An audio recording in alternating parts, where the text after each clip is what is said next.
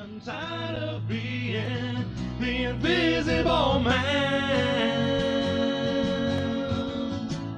The invisible man.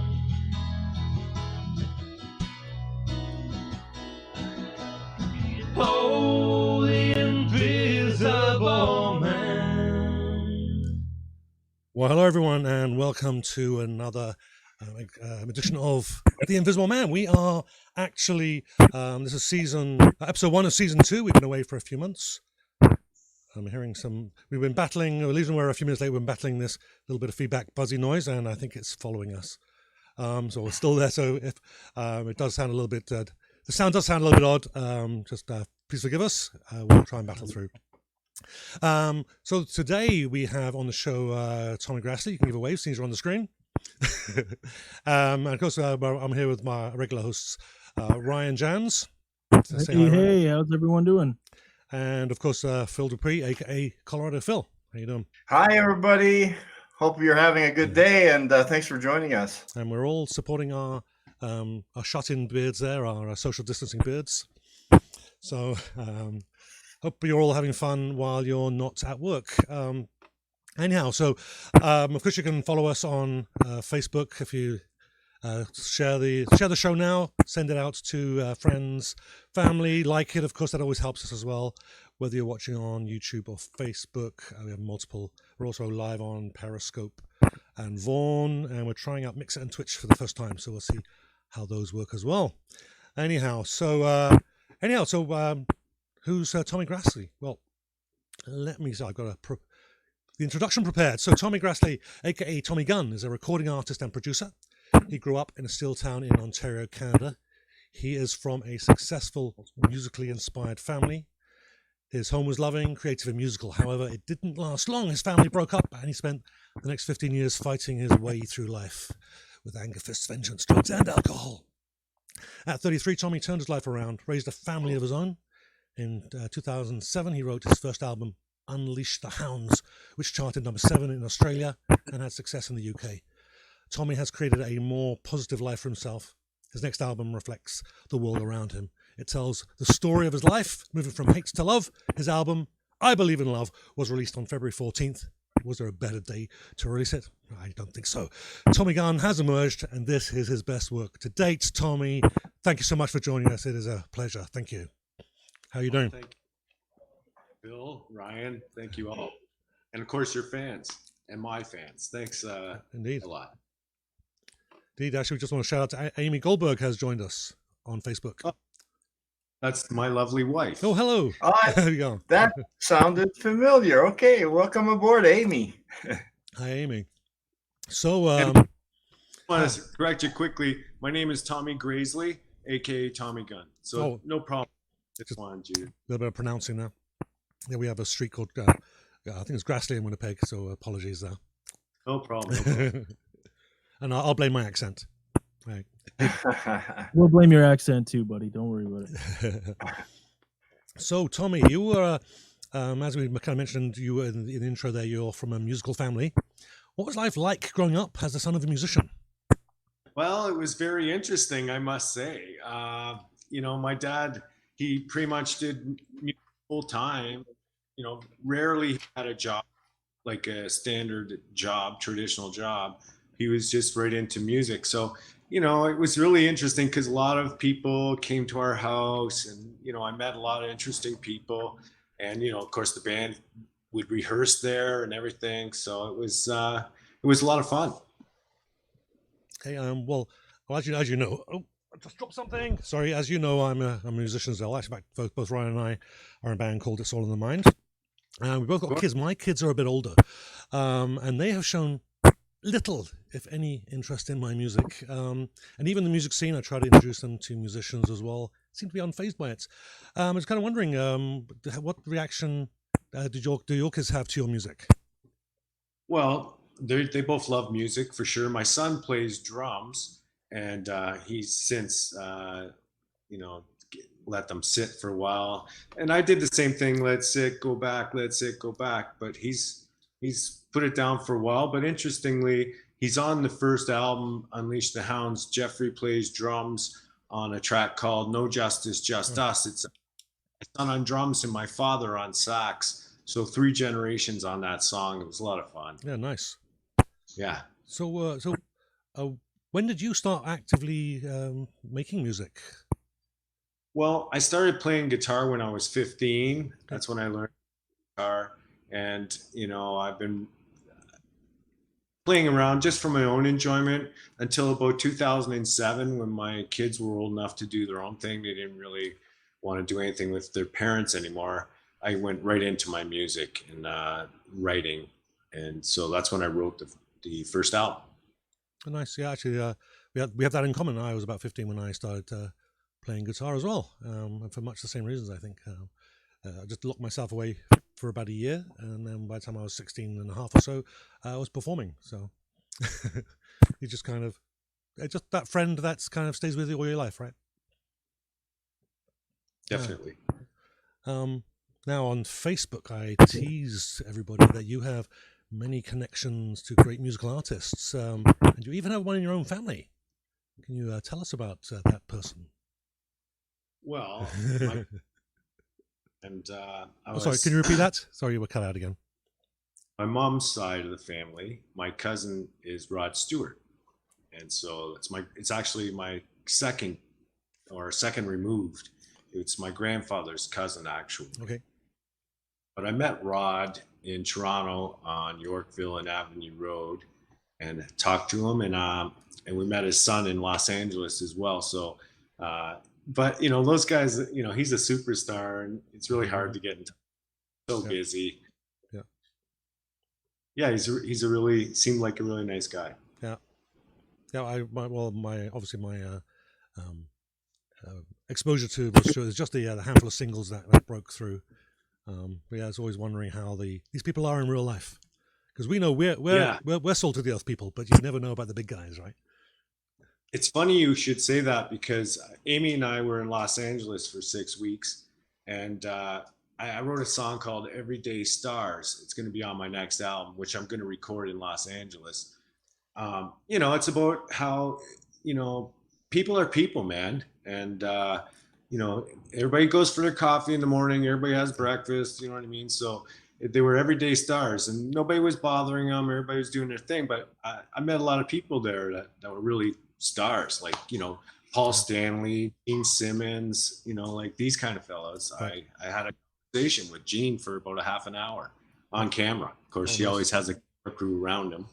But yeah, it was fun. It was a lot of fun. Yeah. Los Angeles seems like my home. Yeah, that's nice. You've also been collaborating with a lot of people that have connections to some big bands. I mean, you even go as far as the Beatles and Led Zeppelin.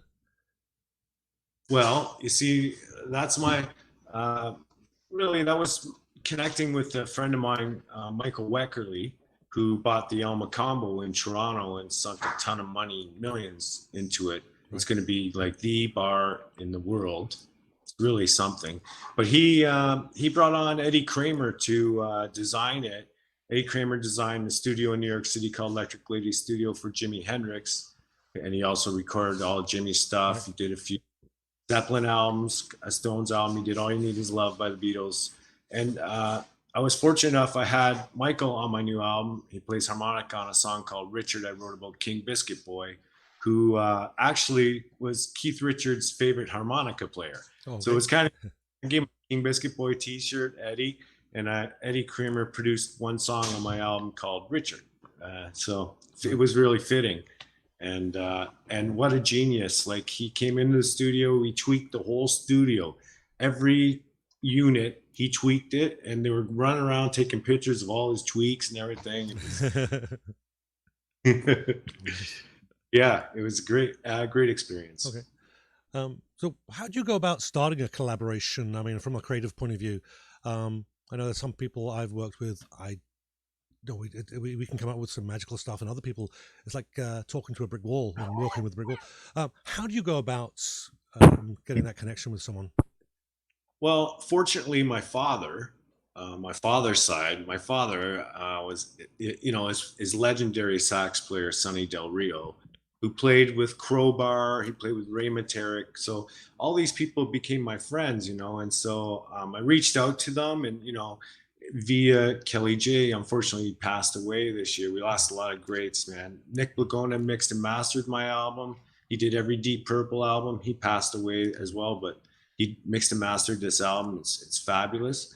I reached out to people, Greg Godovitz, Canadian icon, Gatto, and one of my favorite said, and he was good friends with Kelly. So I talked to him, and, it's about building relationships. And then one thing led to another, and we wrote a song together, I think that's what it's all about, really, is building relationships. That's so important. Like, not so much networking, because there's a lot of networking where people, they just throw their stuff out there. They just throw it out, but they don't even have a conversation, And I think that that's important, to build relationships and have conversations with people like Phil and I, for example. We've been have had this great relationship on the internet for the past few years.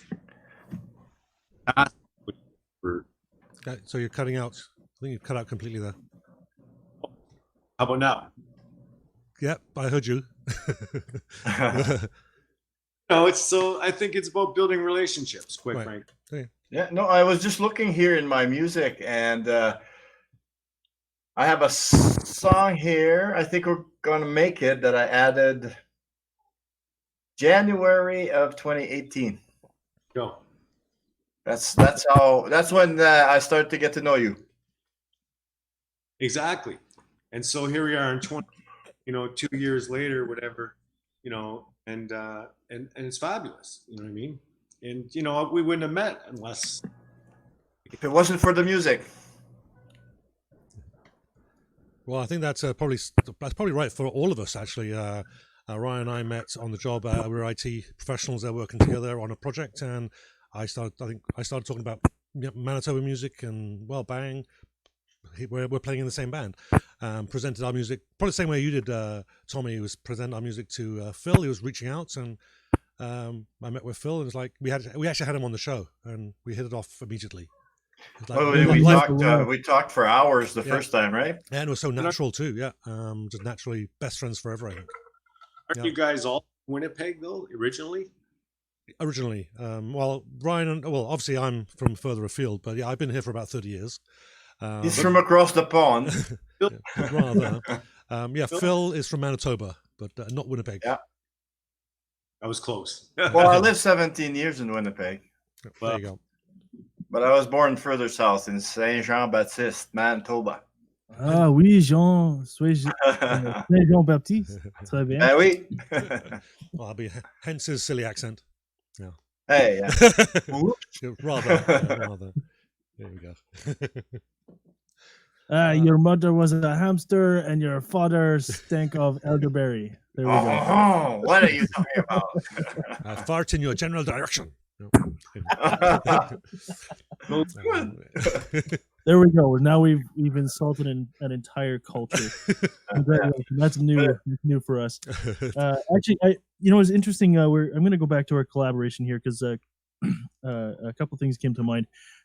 Obviously, when Mark and I hit it off, we're like you said, we're literally working, trying to get something working, and it just wasn't going, and we just talked, and then all of a sudden it turned into a jam session, which turned into, what was it, 2013, right, Mark, when we met? Or yes, and then which was, let's do a Beatles show. Let's do a Beatles show. You interested in playing bass for me?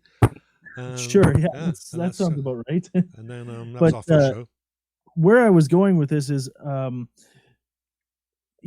seen in some of our show notes here, it shows, Tommy, that one of your big influences was Kiss, and obviously talking to Paul Stanley and Gene Simmons. I mean, what was that? That had to have been something else. Like when I talk to some of the local Winnipeg people who've influenced me personally, I get kind of like, look, this person's played at a small Toronto club that I want to play in, and that's in my musical endeavor. And it's like, and here you are talking to Gene Simmons, who's toured the world and played the biggest venues.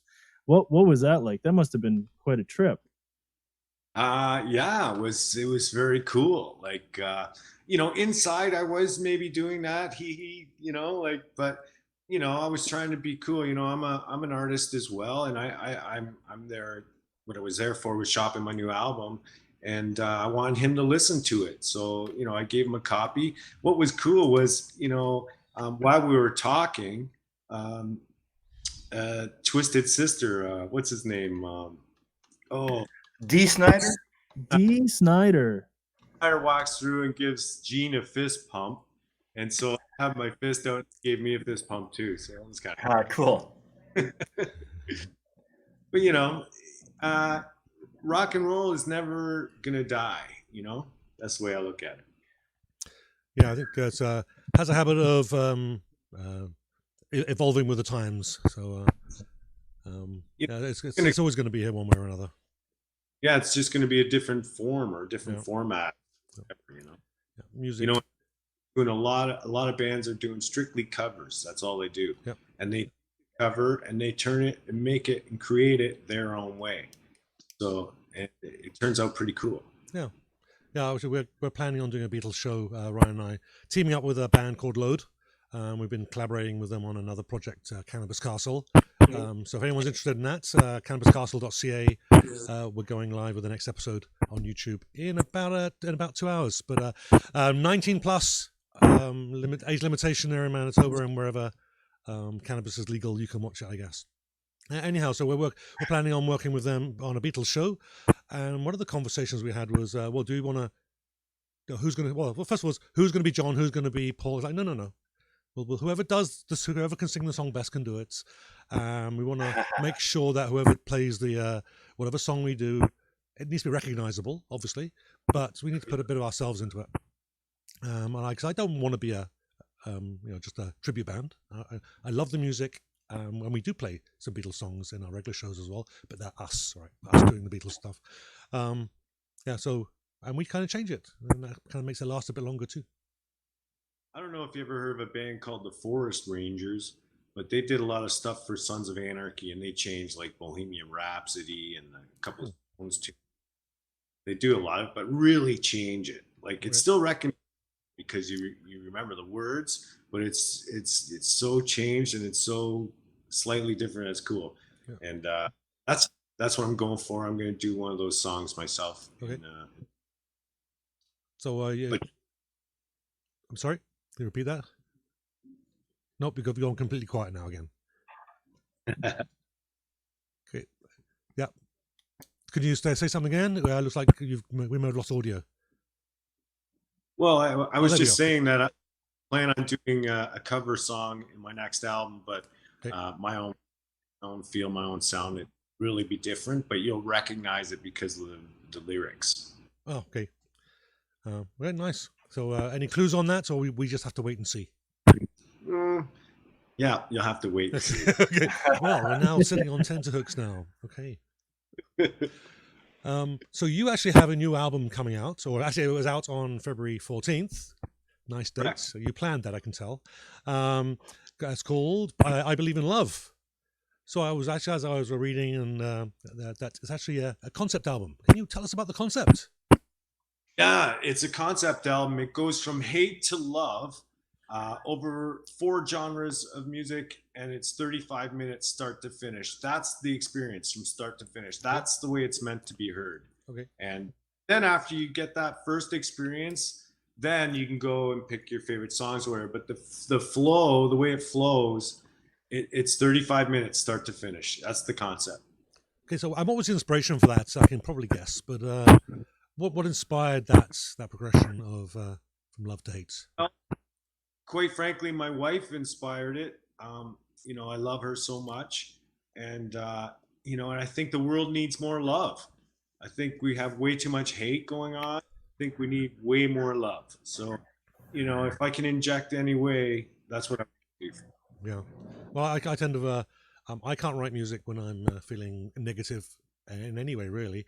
Pretty much most of my songs are, if they're not positive at the moment, they're positive with future outlook. So I'm right alongside you on that one. So Ryan, are you there? Yes, I am here. There you go. So do you have any thoughts on that? The love versus hate versus love there. Hate to love, because we've done a lot of this. We've done a lot of that kind of that kind of music, haven't we? Yeah. I'm trying to make some direct sort of connections and correlations. But we're certainly no stranger to having multiple genres, or at least a mix of genres in ours. Our album, It's All in the Mind, self-titled album, has lots of. It's predominantly jazz and sort of poppy rock, but there's all kinds of influences that you can pick out here. The love to hate thing. Oh my goodness. Or hate to love. Sorry, the Yeah. other way around. Not love to hate. We love to hate, hate to love. There you go. Yeah. But I don't know what I'm saying. Okay, I put you on the spot, so No, you're it's all good. forgiven. It's all good. But yeah, if I can something intelligent to say, I'll spit it out. Well, I was thinking one of the songs on that album there was Flesh and Blood, which was the whole idea of having a relationship that is based purely in the cloud, right? On the phones, it's all texting, no one's face to face, and then the desire to actually have human contact, right? That's what that song's about. So we got a lot of that stuff, and of course the Doctor Who song, because I like Doctor Who. Yeah, for sure. I'm gonna pick one on Tommy here because he is our guest. Again, we have my show notes are saying, you know, we have a list of some of your favorites and some of the people that you've collaborated with. Among your influences, I see a lot of sort of commonalities, things that sort of make sense, right? I mean, you're seeing Led Zeppelin and Kiss and BTO, Crowbar, Max Webster, and then all of a sudden April Wine shows up, which is great because I like April Wine too. And then it was showing some of the other collaborations was Dale Harrison from the Headstones, another great Canadian band that I just absolutely remember listening to growing up. Probably didn't appreciate it when I was 14, but when I come back into my late 20s and now into my mid to late 30s, absolutely have a total appreciation for that music. Right now, I'm going to put you on the spot. Favorite song by April Wine, favorite song by the Headstones. What do you like? Well, April Wine, Say Hello. Well, that's a good one. Good track. Tones, I would have to say, you know, they have so many, but, you know, one of my favorites definitely is Smile and Wave. But the reason April Wine was the first real concert. Like I went to a concert with my father when I was 11. I saw Foot in Cold Water and Lighthouse, and my father's band Tara Nye warmed up for both those bands. And when I was 16, I went to see April Wine Loverboy, 1981 at C&E Grandstand. And when I found out my dad was in a band called Crowbar, and the bass player, Rolly Greenway, his brother, Brian, plays in April Wine. So there's your connection right there. I loved April Wine. April Wine was a great band. And yeah, they were my first concert. Well, and solid band too. Like they're just great songwriters. The one song that I absolutely love by April Wine that I could listen to anytime, Rock and Roll is a Vicious Game. Like just a beautiful, it fits like such that sort of 1970s ballad kind of feel to it, with the arena rock kind of chorus and vocalizations. But it tells this wonderful story. So it's this very unique blend of this sort of popular arena rock ballad with that little folk storytelling aspect of it. That's where I've really appreciated them. And of course, you can't talk about storytelling in music and not mention the headphones or the Headstones. Headphones, yeah. Good job, Ryan. Mm-hmm. You think of songs like Tweeter and the Monkey Man, or like When the Walls Came Down. I can't remember what it's called, or Tiny Terry, Couldn't Make It into Mexico. Like it just great tunes, right? And fun to listen to as well. Not just it's not just they're just enjoyable. And so I guess the question I would say to you would ask is, having those influences, how would those influence your musical stylings? Do you try and tell stories when you're writing music? Do you try and pick a theme? Do you do you sort of take a twist on arena rock and throw a folk undertones to it? What would that influence you? Is that something that's influenced you in your music writing? Well, you know, I really I liked Dale, as a drummer. He's a fabulous drummer. He's a great human being. Turned into be a really good friend of mine, and he plays on 6 songs on the album. The Headstones are a fast driving rock and roll band, and that's what I like about them. Much like AC/DC or somebody like that. They're just like fast paced energy, and I really dug them. But Dale's playing in tons of. He's doing classic albums live and playing all over Canada and North America actually. And he's really busy and a great drummer. As far as influencing me, my influences are more the 70s rock and roll, your traditional.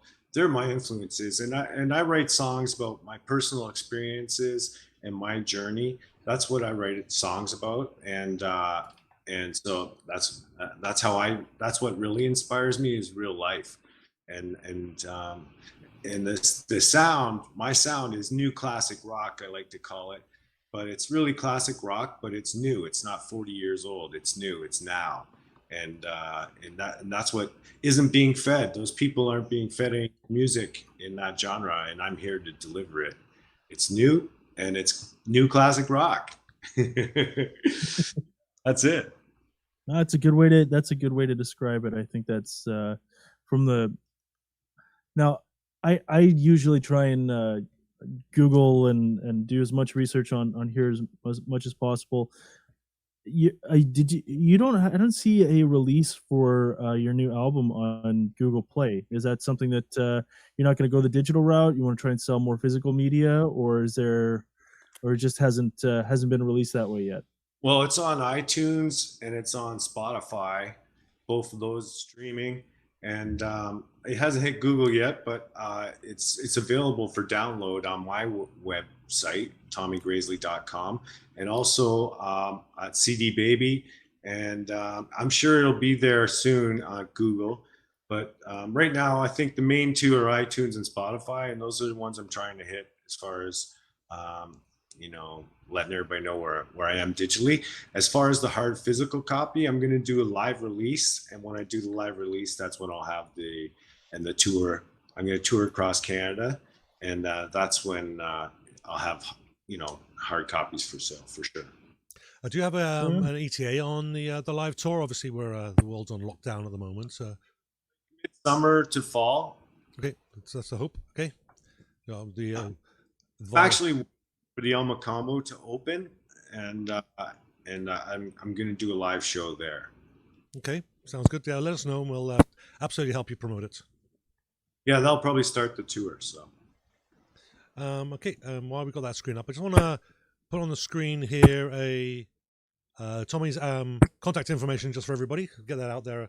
Probably should have got that out there a little earlier as well. TommyGrassley.com. Pretty much links to everything there, I think. A little bit of background on you as well, and some links to some videos. Twitter, Tommy Gunhound. Facebook, you can find him as Tommy Grassley or Tommy Gunn, all in uppercase, no space. Because there actually are quite a few Tommy Guns. I made the mistake of putting a space in, and you're not the first one. You're not the first one if you leave the space in. Or the box. Yeah. Actually, in Los Angeles, I'm porn star.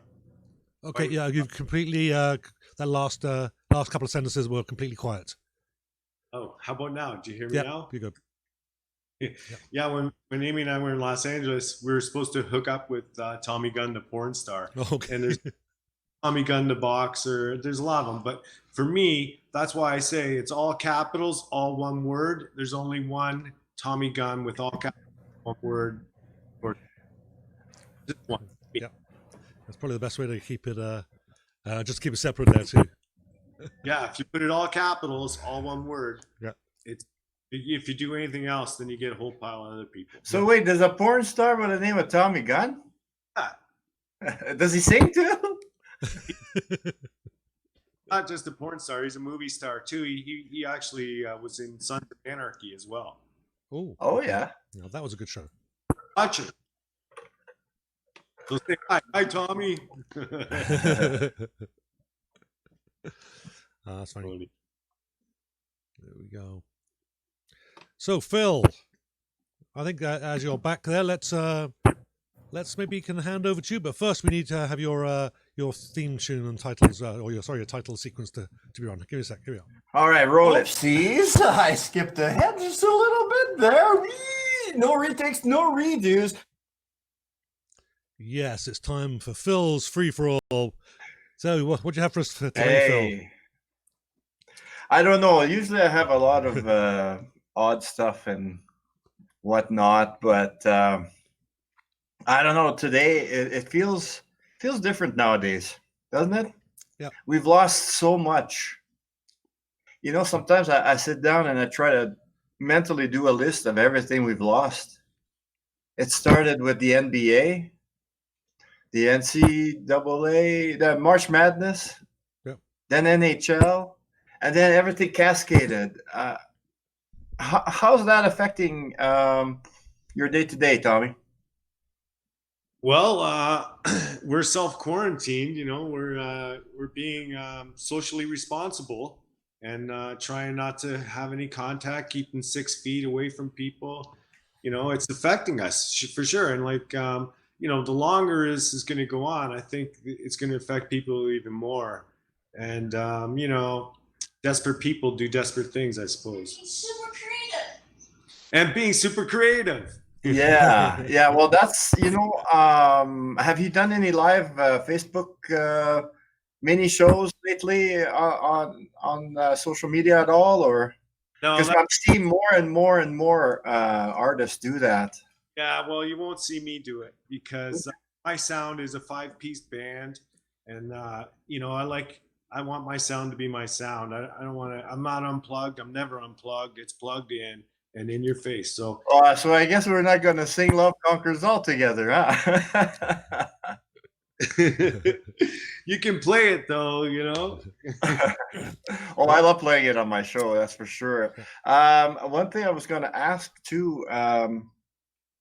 I guess it's the same in Toronto as elsewhere, right? All the bars are closed. Yeah, and I apparently there's like a fine if you open. It's like I saw that. So yeah, everything's shut down. And I thought it was interesting how it started off with if it was groups of 100 or more, no more. Well, Then at 50, now here it's 10. and only the bare essentials are open. You know, the grocery store, the hospitals, the liquor store. Those are the bare essentials. Yep. I agree. Yeah. Although actually, our local one was saying that they may even go down to just the drive-through, and there was even threats of them closing too. So Agreed. yeah. But I was shocked when Tim Hortons announced the no more sitting inside and bitching about COVID-19, right? And I thought this can't be. And then it was McDonald's. That's just what I'm saying. Like the list of things. Growing up, did any of you guys ever think we'd be living this stuff? Well, this is once in a lifetime experience, that's for sure. Yeah. Once in a lifetime.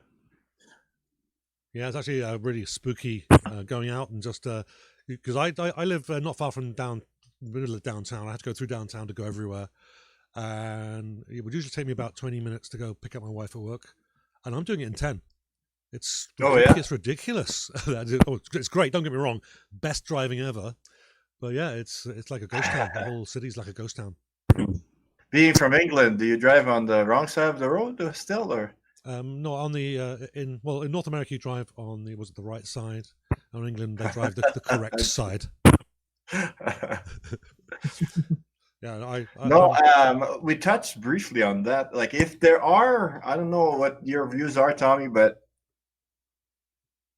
I've seen a UFO years and years ago.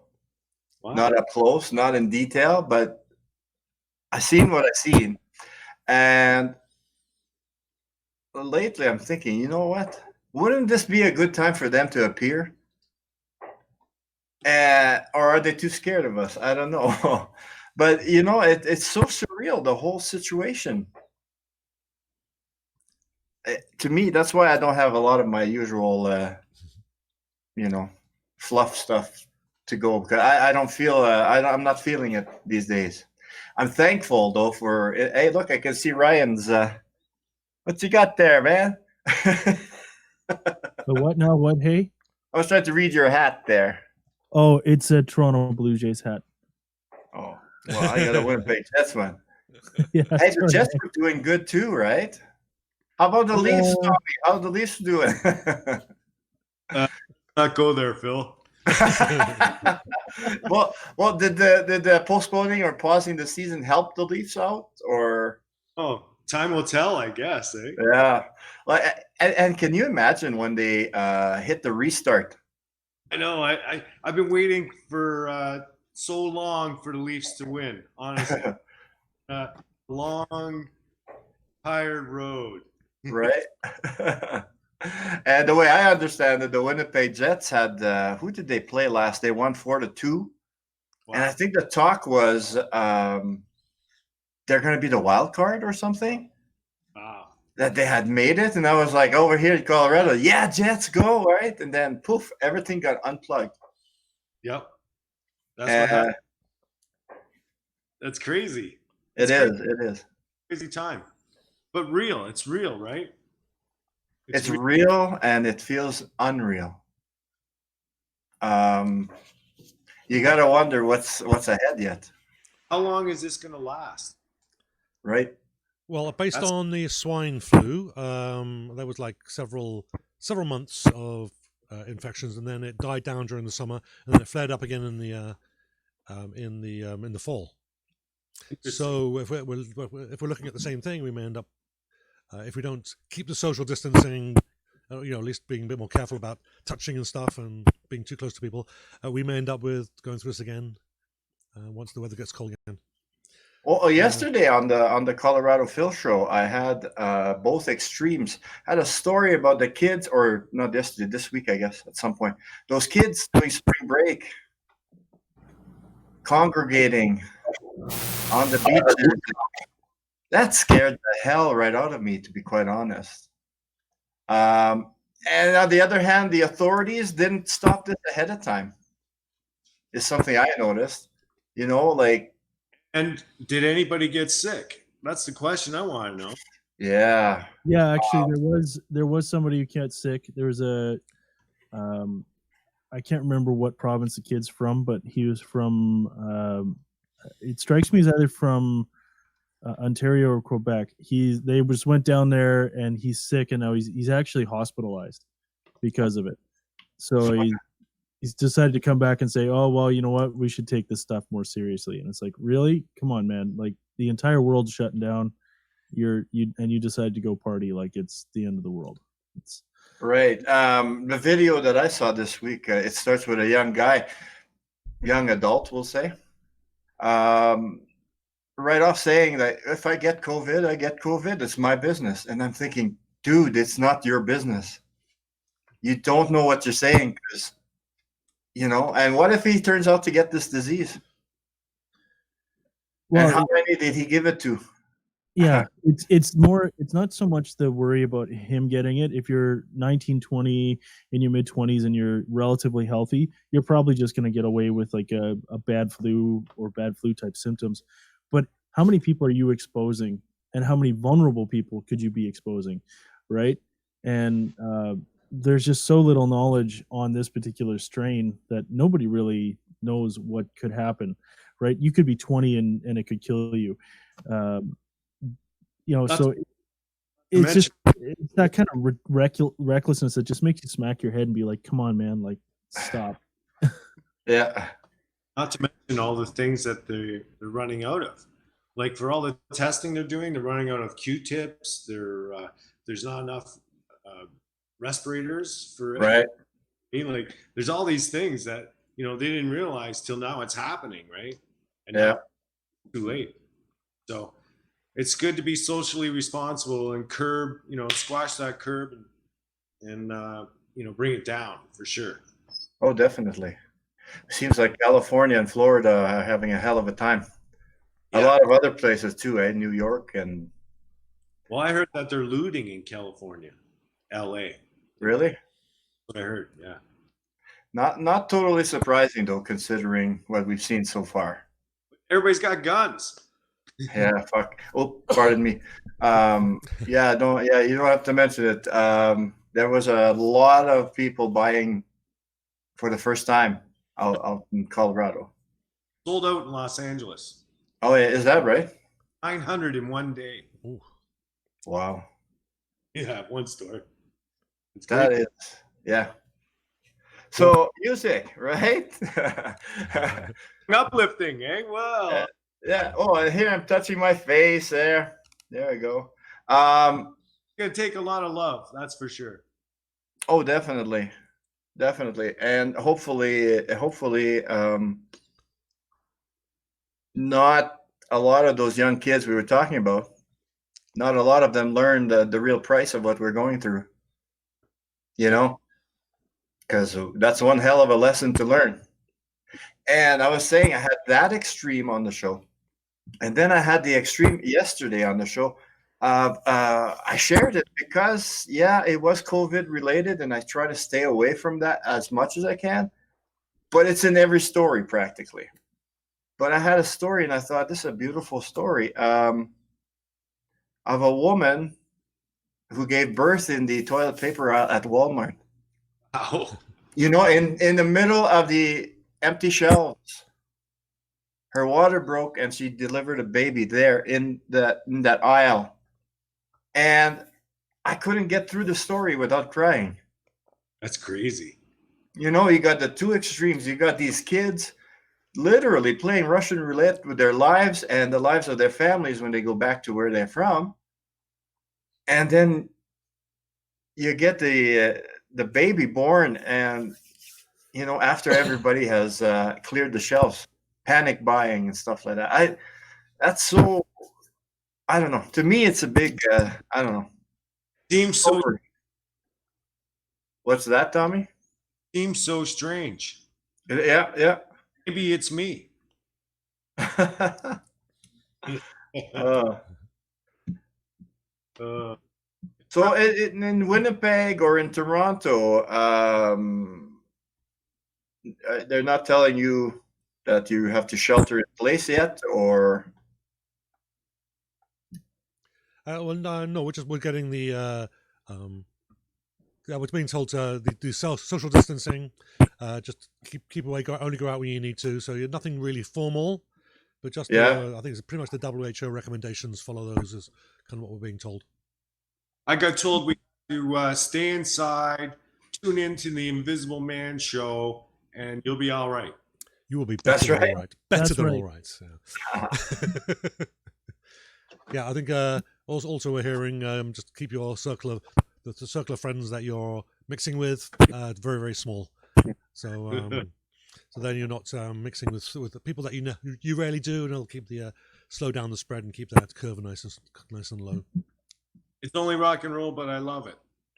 Yeah, there you go. What do you But I bet you there's a lot of musicians. Also, not only me that I can't believe this is happening, but you guys are musicians. Did you ever think it would come down to what's Ryan doing over there? I'm not on the screen, so I'm cleaning off some of my camera lenses. Oh, there you go. All right. But now I forgot what I was going to say. I'm sorry. Somebody else pick it up. A little distracted. Hey. I was distracted by my devilishly rugged good looks and the fact that I'm mostly clean shaven at the moment. I usually sport a pretty good beard, but Oh, in fact, Mark, you have a little yep. a little piece there to sort of indicate faces of Ryan Jan. In fact, that showed up. In fact, this is probably a great segue because there's a question I can get a chance to ask Tommy. That actually showed up in one of our music videos. Mark does great animated videos. All the animation that you see on screen and the swirling background behind him, the little vignettes, and even seeing Phil there with his little intro. Mark does all that stuff, and it's he seems to absolutely love it, and it's very painstaking. So now here's where the segue comes in. Shooting a music video, because Tommy, I did find a few that you've done, And we've done some work, as we had mentioned, with the band Load, and had done some, because obviously I've shown that I like to do photography, and have done some videography with Mark and some other folks. Collaborated with Load on the Cannabis Castle. What can you tell everybody about shooting a music video? Because if it's anything like the stuff that we've done for either our videos or stuff, it's a labor of love, is basically how is best I can describe it. Now, has that been your experience shooting music videos, or has it been relatively pain-free? Well, I mean, it's all about your attitude, you know. Like I go at it having fun, and it's always been a fun experience for me. There's never been any pain. It's always been fun, and you know, I think that's it actually shows in the videos. Yeah, I particularly enjoyed the Hounds of Hamilton video that you guys put out. That was a great video. It And was. now, you had mentioned that your dad. No, obviously your dad was playing on that, because I saw him playing the sax. Was your son playing on that in that video, or is that somebody else? Yeah, it wasn't my son, and Kelly J was in the video, and so was Tom Wilson from Junk House. I don't know if you remember Junk House, but or Blackie and the Rodeo Kings. That's Tom, and Tom is a fabulous friend, and he was in the video. And my dad and Kelly J, who just passed away, is actually wearing that big Tie Cat jersey. That's Kelly, big man. My son was in the video though. He was driving the car. He was the passenger. His buddy was driving that yellow Roadster. That was actually my son in the video. But not all three generations did make it in, just not all playing together. Yeah, on that song. But on No Justice, Just Us, it's all three on that. My dad and my son and myself. Right on. Yeah, thank you. Okay, so I've got a question for you, Tommy. But first, I just want to shout out to the audience there, because Amy Goldberg's been with us since the beginning. I think if I'm pronouncing this right, apologies for mispronouncing names, but Ray, is that Bolin? Hi, Ray. Sorry if I've completely butchered your name. Oh, sorry. Can you repeat that, Tommy?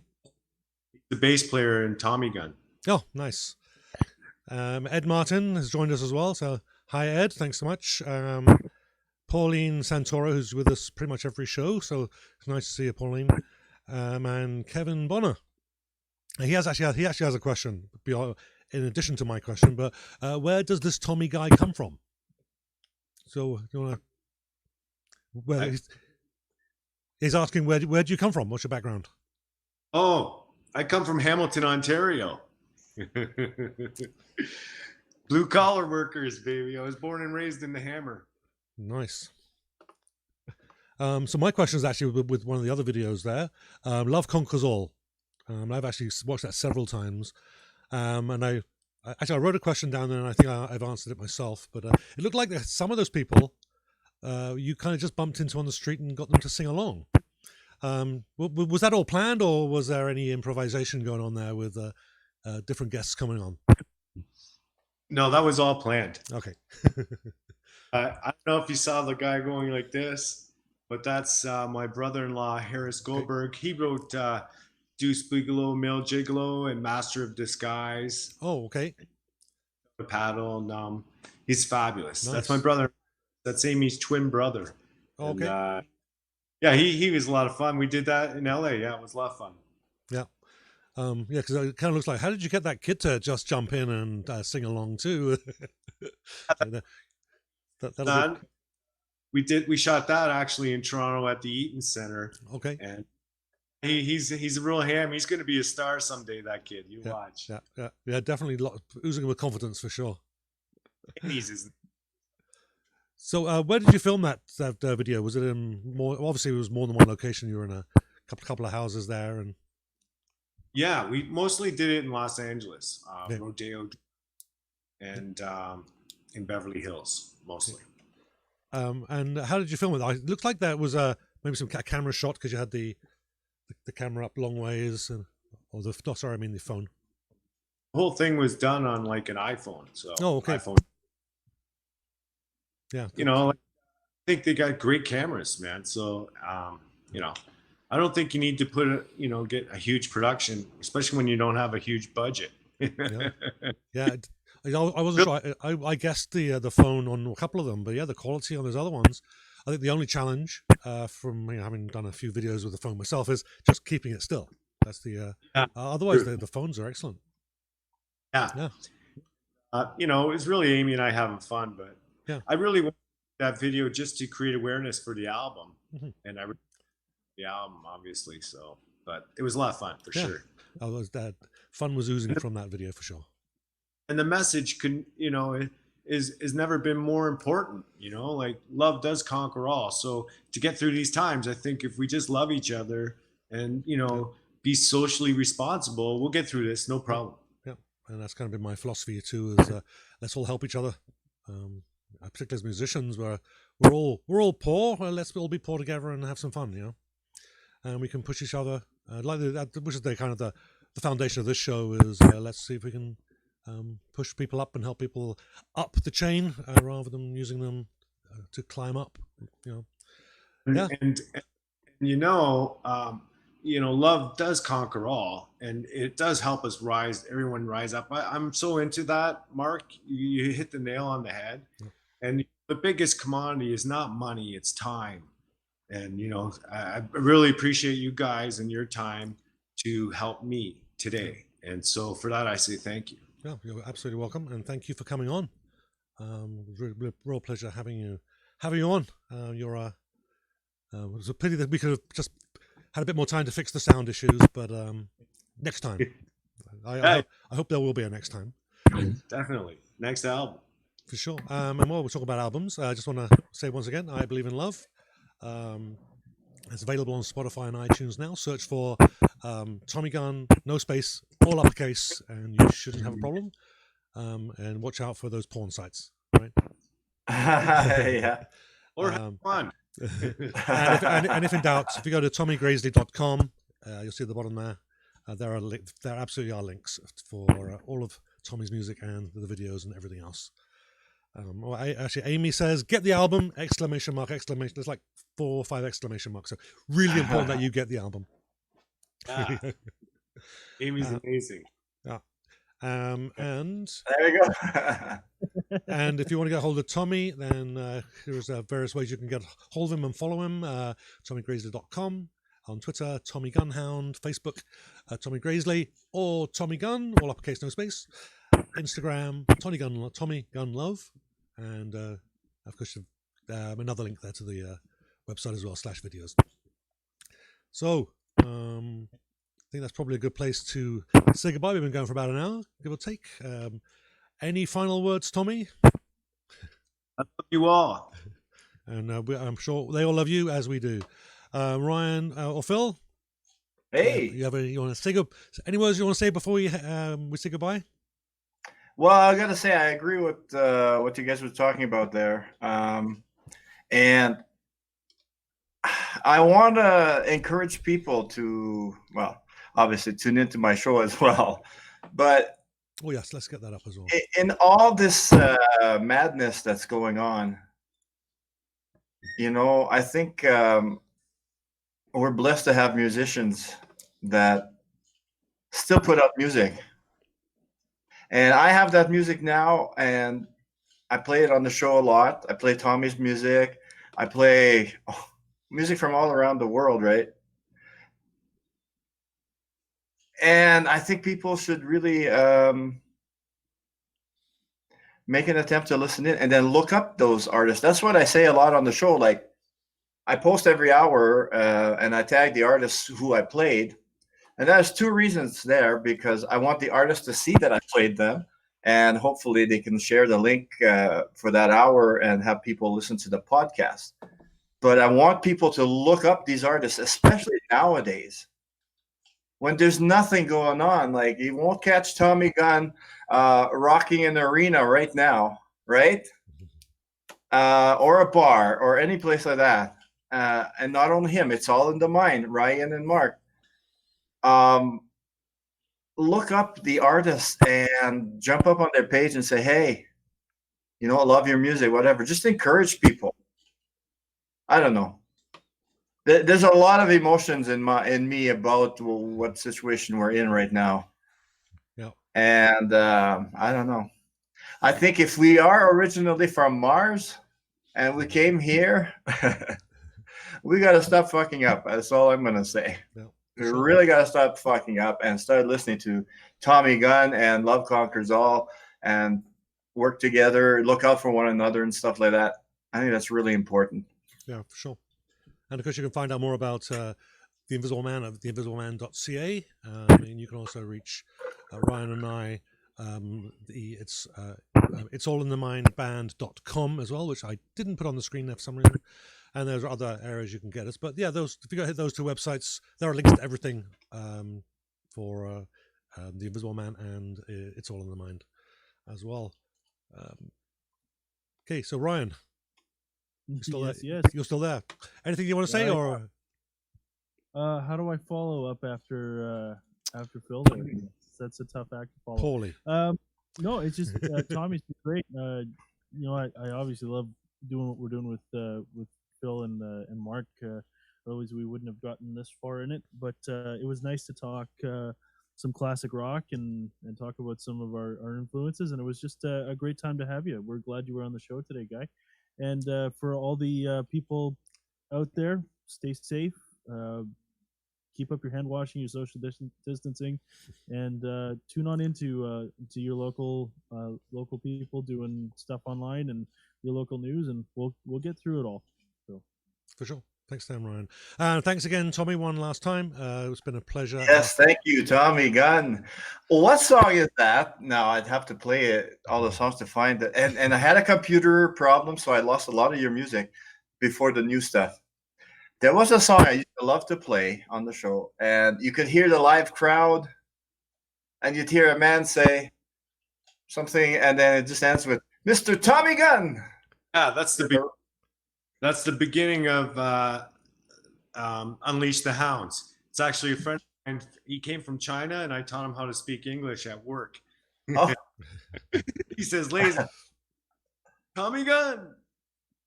Yeah, that's. And was there another one with it's a child saying something as well? No. No. The end of the album, he says, "That was very enjoyable, Tommy." Yeah, I love your music. No denying it. Thank you so much. Okay. Well, thanks again, Tommy. If you just want to hang around, we can chat after the show. And goodbye to everyone else. Thank you so much for joining. It's been fantastic. Thank you. Thanks, everybody. See you next Catch time. us next time. Share the video when you watch it. Share. Do it. Do it now. Goodbye. Oh, the invisible man.